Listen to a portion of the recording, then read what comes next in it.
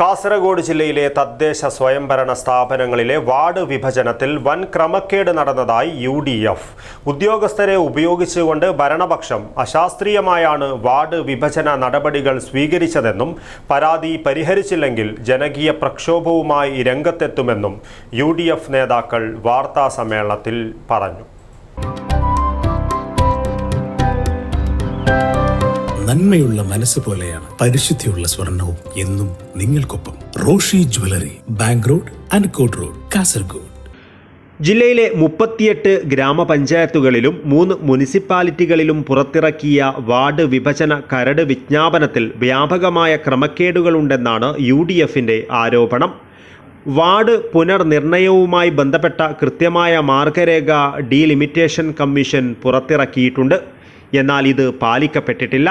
CPM party ഓഫീസിൽ നിന്നും തയ്യാറാക്കിയ റിപ്പോർട്ട് തദ്ദേശ സ്ഥാപന സെക്രട്ടറിമാരിൽ അടിച്ചേൽപ്പിക്കപ്പെടുന്ന സ്ഥിതിയാണ് ഉണ്ടായതെന്ന് UDF നേതാക്കൾ ആരോപിച്ചു.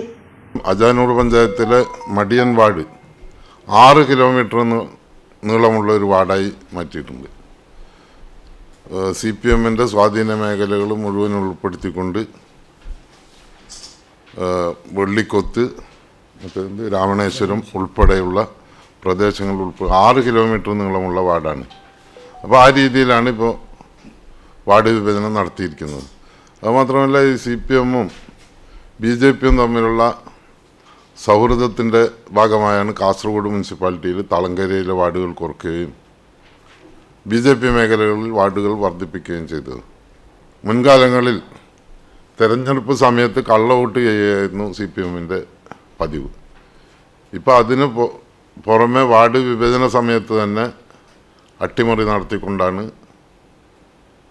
മുന്നോട്ട് പോയിക്കൊണ്ടിരിക്കുന്നത്. എന്തു തന്നെ ആയാലും ഈ LDFന്റെ ദുർഭരണത്തിന് എതിരായി ജനങ്ങൾ വോട്ട് ചെയ്യും.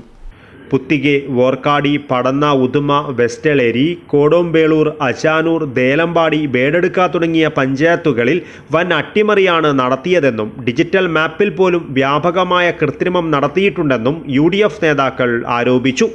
പരാതികൾക്ക് പരിഹാരമുണ്ടായില്ലെങ്കിൽ ജനകീയ പ്രക്ഷോഭവുമായി മുന്നോട്ടു പോകുവാനാണ് UDFന്റെ തീരുമാനമെന്നും നേതാക്കൾ കൂട്ടിച്ചേർത്തു.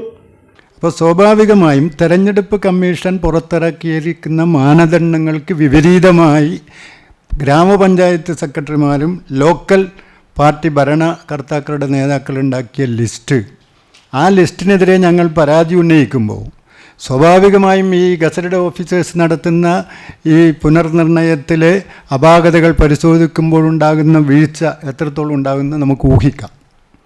അപ്പോൾ അതിലും നീതി കിട്ടില്ല എന്ന് മനസ്സിലാക്കിക്കൊണ്ടാണ് ഇതിനെതിരെ കലക്ടർക്കും തെരഞ്ഞെടുപ്പ് കമ്മീഷനും പരാതി കൊടുക്കാനും അതിശക്തമായ ബഹുജനങ്ങളെ സംഘടിപ്പിച്ചു കൊണ്ടുള്ള അങ്ങോട്ടുള്ള സമരപരിപാടികൾക്കും UDFന്റെ ജില്ലാ കമ്മിറ്റി തീരുമാനിച്ചിരിക്കുന്നത്. UDF chairman Kallatra Mahin Haji, convener A. Govindan Nair, secretary advocate A. Govindan Nair തുടങ്ങിയവർ വാർത്താ സമ്മേളനത്തിൽ പങ്കെടുത്തു. News bureau, Kasaragod.